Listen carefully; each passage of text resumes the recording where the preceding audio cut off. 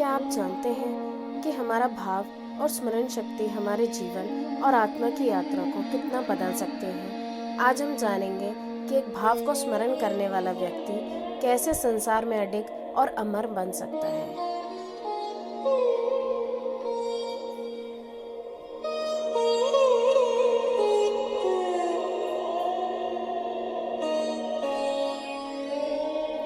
यम यम वापि स्मरणं भावं त्यजयन्ते कलेवरः तद्भावं स्मरेत् नित्यं तं लोके न चाहते सः।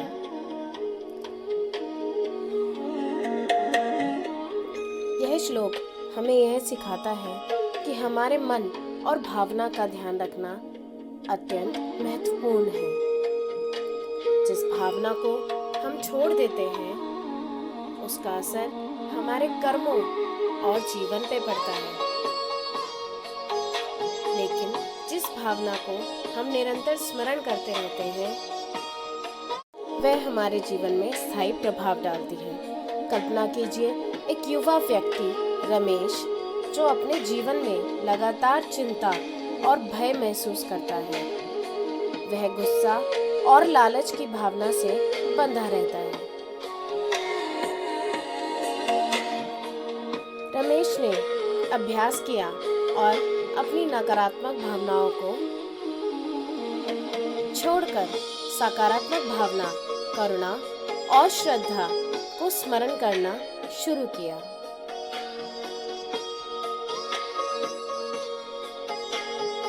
धीरे धीरे उसकी मानसिक शांति बढ़ी, निर्णय स्पष्ट हुए और उनके जीवन में सकारात्मक बदलाव आया।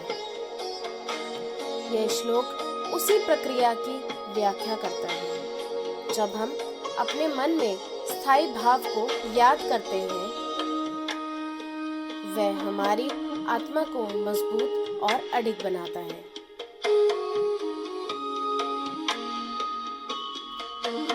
रोज सुबह 10 से 15 मिनट शांत स्थान पर बैठकर अपने मन की मुख्य भावना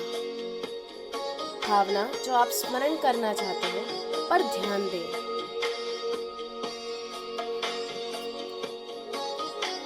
स्मरण शक्ति दिन भर छोटी छोटी घटनाओं में वही भावना याद करना और उनका पालन करना।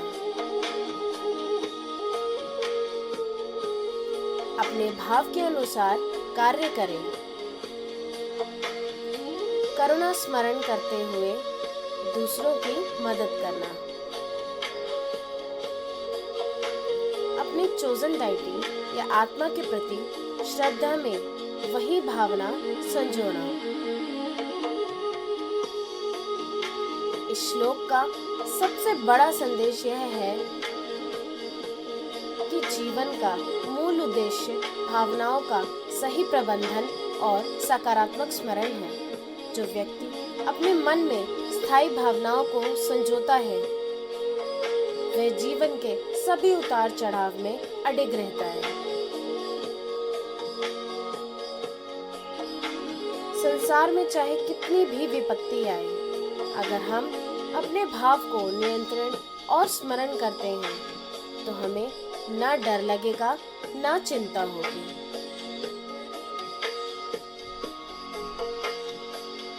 आज का श्लोक हमें यही याद दिलाता है, मन और भाव पर नियंत्रण आत्मा की स्वतंत्रता है।